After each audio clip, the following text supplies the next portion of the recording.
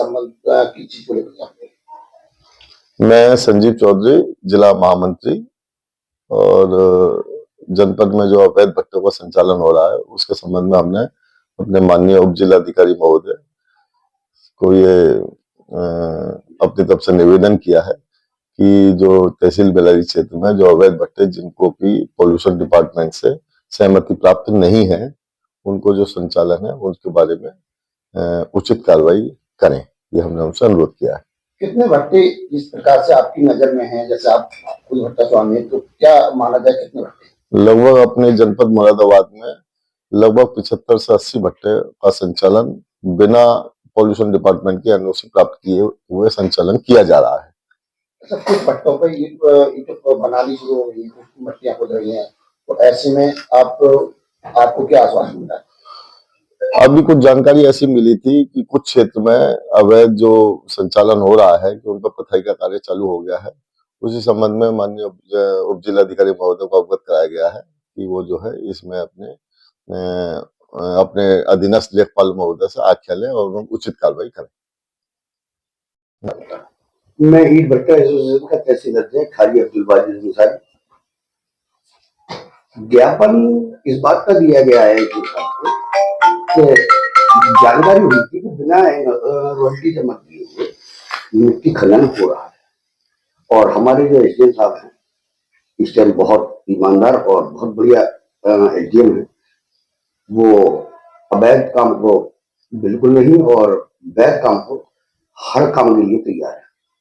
हमने एक बार और भी उनसे ये कहा था कि थोड़ा सा समय रात का 11 बजे चूंकि दिन में कम चल रही है तो थोड़ा सा समय दे दें। उन्होंने बिल्कुल स्पष्ट मैंने किया कि नहीं, रात का कोई समय नहीं दिया जाएगा। अच्छा, उसके लिए हमने ये कहा था कि जो बिना रॉयल्टी के खनन हो रहे हैं तो उस पर रोक लगाई जाए। तो एसडीएम साहब ने हमें आश्वासन दिया है कि हम कल से इस चीज़ पर ध्यान देंगे और अपने अधिकारियों को लेखपालों को भेज के इसका वो कराएंगे। अच्छा, ये जो पथेर हो रही है और एनओसी किसी भट्टों की है, ये क्या प्रकरण है? प्रकरण ये है कि इनमें कुछ भट्टे ऐसे वाले भी हैं जिसके वैध हैं, जिन पे एनओसी हैं। उन्होंने एक अवैध और एक वैध रख रखा है, तो वैध वालों पे अवैध वालों के जो गाटा संख्या हैं वो चढ़वा रखी हैं। तो इस बात पे उनके यहाँ पथेर हो रही है, और अगर पथेर हो रही है और वो उस वैध वाले भट्टे पे को ले जाना चाहते हैं अपनी ईंट को, तो बहुत बेहतर है, और अवैध वाले भट्टे में भरी जाएगी तो हमारा प्रशासन शासन उस पर जो है कार्रवाई करे।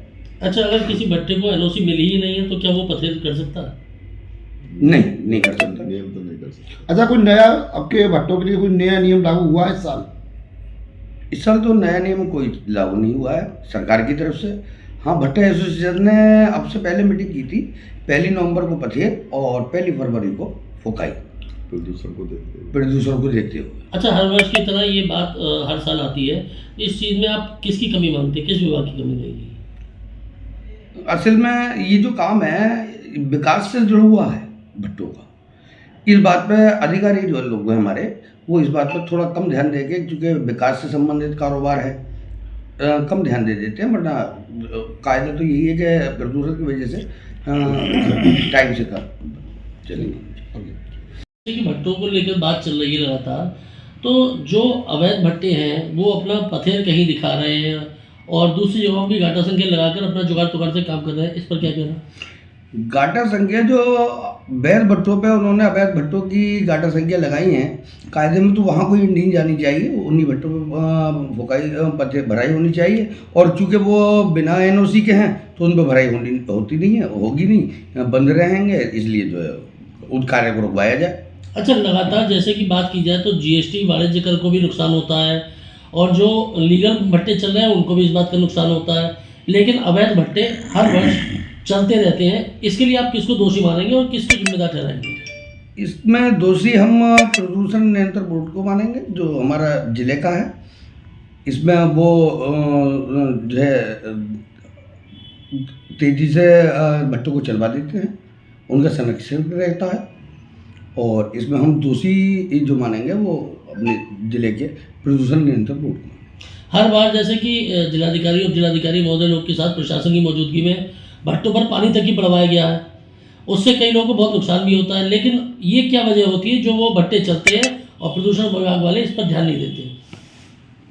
हमारा शासन प्रशासन जो है इसे बंद कराता है, पानी भी डालता है और बंद कराने की कोशिश में रहता है, लेकिन प्रदूषण के जो हमारे संरक्षक हैं वो इस पे मेहनत करके और उसे चलवा देते हैं।